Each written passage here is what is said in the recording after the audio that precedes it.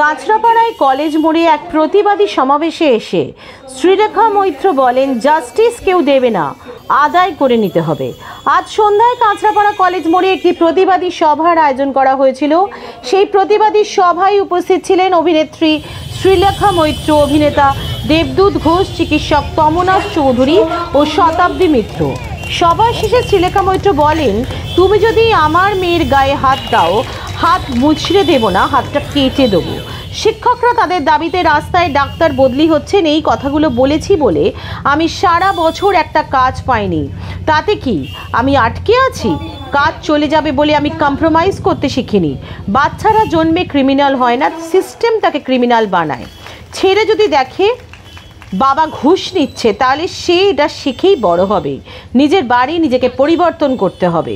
অন্যায় দেখলে প্রতিবাদ করতে হবে। যতটুকু ক্ষমতা আপনারা আছে, ক্লাবগুলো 1,10,000 টাকা হাত পেতে নেয়, সেটা নেবেন না। আর যারা নেবেন পুজোর জন্য, সেই ক্লাবগুলোকে বর্জন করুন।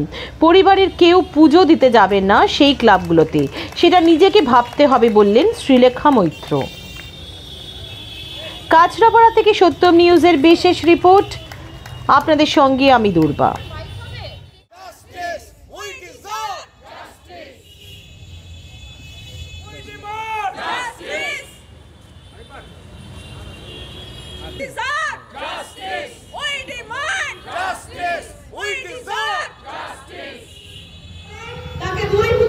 অনেক লোকে বলে এই ধরনের ঘটনা বলে ঘটছে, তিনি তা জানেন না।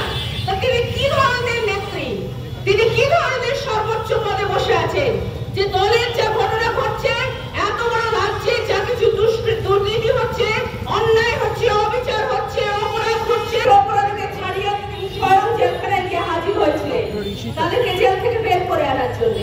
সুতরাং যে যেখানে যে অপরাধ করছে, আপনারা নিশ্চিন্ত মনে দেখতে পাবেন তারা সেই দলের মদত পুষ্ট শুধু নয়। এখান থেকে আমরা যারা এই ধরনের কাজকর্ম করছে, যারা খুন করছে, রেপ করছে এবং বুক ফুলিয়ে বুক বাজিয়ে ঘুরে বেড়াচ্ছে, তারা দেখছে এই রাজ্যে তো শাস্তি হয় না।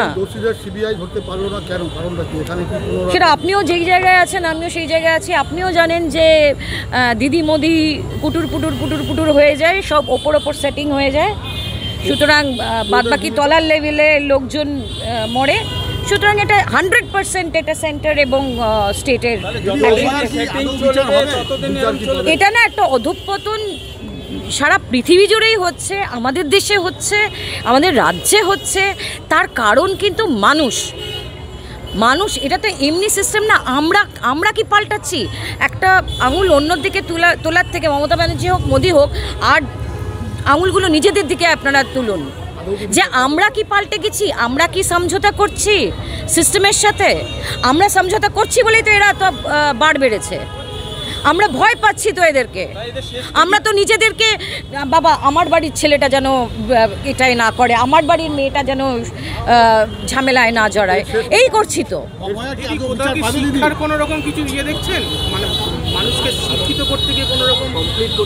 আমার কোনো দায় নেই মানুষকে শিক্ষিত করার। আমি তাকে অ ক খ শেখাতে পারবো না। মানুষের যদি এত কিছু দেখার পরেও সে শিক্ষিত না হয়, তাহলে আমরা ডিজার্ভ করি এটা।